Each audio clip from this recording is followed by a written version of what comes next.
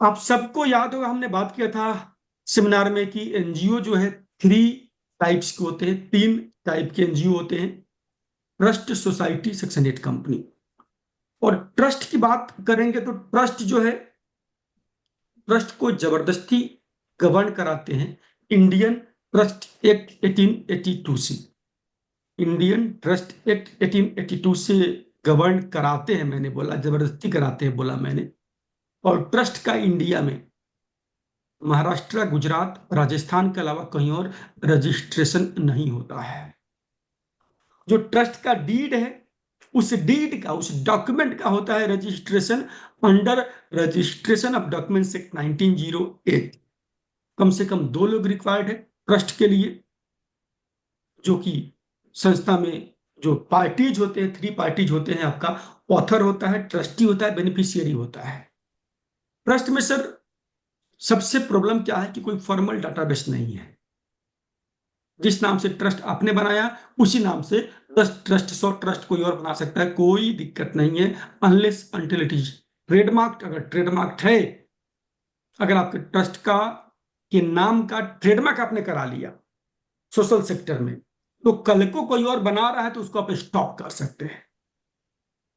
तो मैं always suggest करता हूं लोगों को, ये रिपोर्ट में नहीं जाता है, इसको चूंकि बात करके ही समझा सकते हैं कि अगर आप ट्रस्ट के नाम कुछ रखे हुए हैं तो उस ट्रस्ट के नाम का ट्रेडमार्क जरूर करा लीजिए, क्योंकि ट्रस्ट का नाम आपके लिए रिजर्व नहीं है। Any one can start trust by that name. But yes, अगर आपके पास ट्रेडमार्क है तो कल को जो स्टार्ट करेगा उसको आप रोक सकते हैं, उसके ट्रस्ट के नाम आप चेंज करा सकते हैं, कंपेल कर सकते हैं उसको चेंज करने के लिए।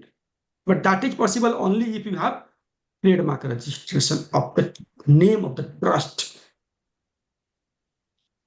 नेक्स्ट इज सर कि जो ट्रस्ट का रजिस्ट्रेशन है, ये आपके जुरिस्डिक्शनल सब रजिस्ट्रार के यहाँ होता है, एक्सेप्ट महाराष्ट्र एंड गुजरात।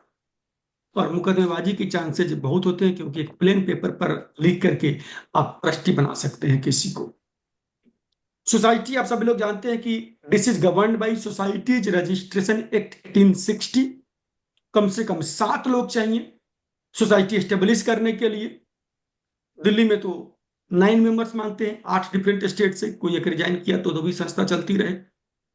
और सोसाइटी में जो 7 लोग हैं, सभी के समान अधिकार होते हैं, equal right for all members, each member 1 vote. तो जिनके पक्ष में बहुमत रहेगा उनकी सरकार चलेगी, वही प्रेसिडेंट रहेंगे।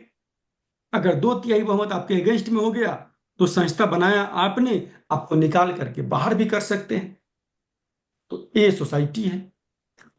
सेक्शन 8 कंपनी एक प्राइवेट लिमिटेड या लिमिटेड कंपनी के रूप में रजिस्टर्ड होता है मिनिस्ट्री ऑफ कॉर्पोरेट अफेयर से। सबसे बेस्ट स्ट्रक्चर है अगर बड़ा काम करना है तो, क्योंकि ये हाथी है।